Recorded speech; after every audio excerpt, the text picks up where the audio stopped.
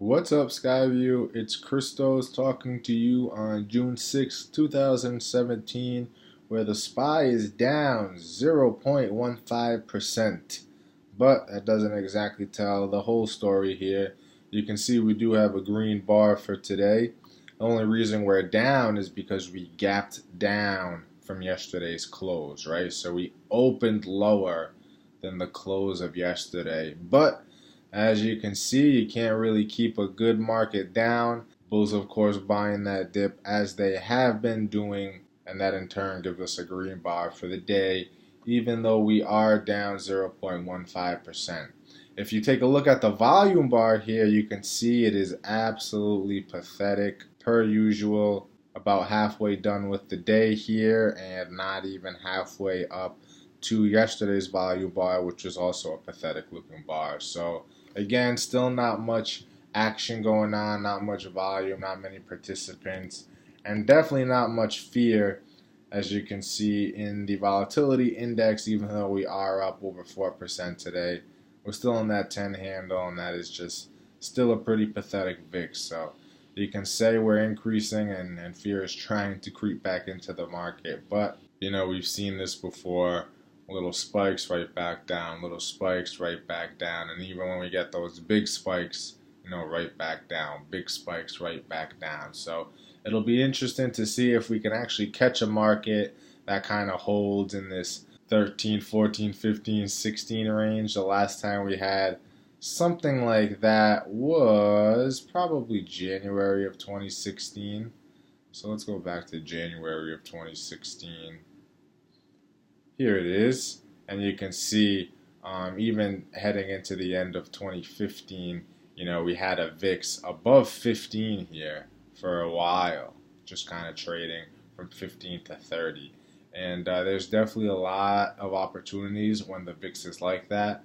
It's funny, now we can't find an underlying with an IVR of over 25, but back in January 2016 here, you couldn't find an underlying under 50 IVRs. So these things can really change on a dime, and when they do change, everything is completely different, and the environment that we're used to seeing now will be long forgotten once we get a couple of months like this and a VIX in that 15 to 30 range. Anyways, we do want to stay active per usual. Somebody brought up a TXN trade in the chat today. I believe it was David.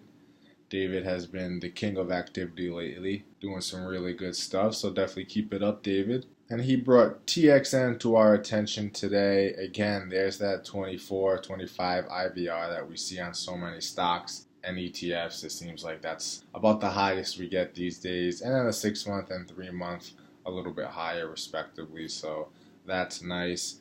David also mentioned that TXN has gone largely sideways for the last few months, which is absolutely true. So premium sellers have definitely done well in there.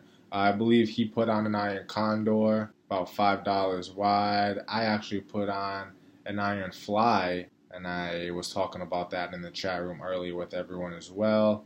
And then I brought this trade up to Adam and Eli, and they said, why don't we do like a tier 3 strategy in here, sell some naked premium, just to diversify ourselves a little bit and add something different to the mix of our portfolio. One thing I noticed is I don't think TXN is on our stock watch list. Let me just filter by symbol here, and let's go down to the T's. And TXN is not here. And I know I've definitely traded TXN a few times in the past, even this year. And I usually add tickers to my watch list, but not sure why this one wasn't on there. So I'm just going to click at the bottom of the watch list there, and now you can see it's blinking over here waiting for us to type. And I'm just going to type in TXN. I'm going to hit enter, and now TXN is right here in my watch list. So you can go ahead and filter by IV rank again, and then we should see it in the 25 handle of the IVRs here, and there it is, TXN. So now I got it in my watch list, and I'll keep an eye on it for anything coming up. There's nothing in the way of this July cycle. This earnings announcement is on 7/24. that is after the July expiration. July expiration is on 7/21. So we are safe there. And let's just go ahead and go over to the option chain. And I actually put on a strangle in TXN in my larger margin account. I put on the 77.50 and the 85. So I put that strangle on in my larger margin account for $1.33 credit. Adam and Eli are kind of feeling the straddle, and that's cool too. They're very similar trades. One is certainly not better than the other. It's really just a matter of personal preference here. The strangle has a higher probability of profit, but thus it collects a lower credit than a straddle would. So let's compare it to the straddle, and let's go neutral. We have the price here at around 82.50.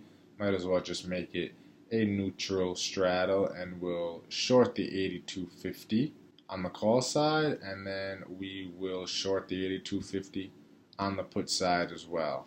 And then if we kind of compare these two strategies, you'll see that the straddle picks up a larger credit than the strangle does, but the strangle is a higher probability trade because it has more room, right? It has more room to work with. The straddle's not bad either. We're short the 82.50s and we're collecting almost $4 to do so.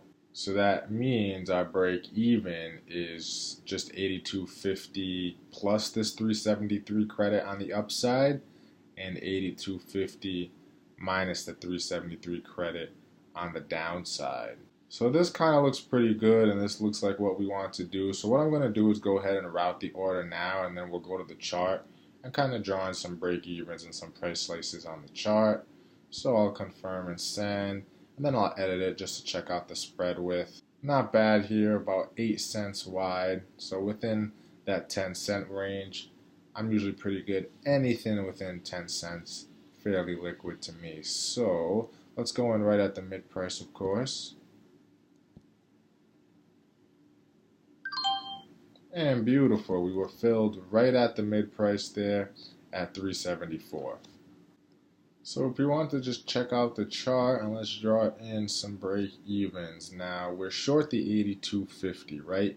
And we collected 374 on the whole spread. So let's take out a calculator, and if we're short the 82.50 and we collected 374 to do so, well, if we just add that 374 to the 84.50 call that we are short, that gives us our break even to the upside. So our break even to the upside on this trade is 86.24. So I'll go ahead and edit the properties on this line, and then hit enter there. And then we can take out the calculator again if we want to get our break even to the downside. Again, we're short the 82.50 put, right? And we collected 374 for the whole spread. So if we just subtract 374 from our put strike of 82.50, we will get our break even to the downside, which is 78.76. And we can put that in right here. Oh, I was so close. 2 cents off. 78.76. And that right there is the range that we are playing for TXN to stay in. So as long as it stays within this range, we will not lose a penny on this trade. And if it stays fairly neutral here and we get a little contraction in IBR, we should be paid nicely. This is a straddle, right? We are collecting a large credit. As a result of collecting that larger credit, we are going to manage this even more aggressive than usual. So we'll manage this at around 20 to 25% of our max profit, rather than the 40 to 50% of our max profit that we look for on our iron condors or our strangles. So again, because this is a straddle, we're collecting a higher credit. Higher credit usually means lower pop, and because of that, we just manage a little bit more aggressive than usual. So that's about it for this trade video, guys. Thank you for listening. I hope you learned something from it, and until the next video, take care.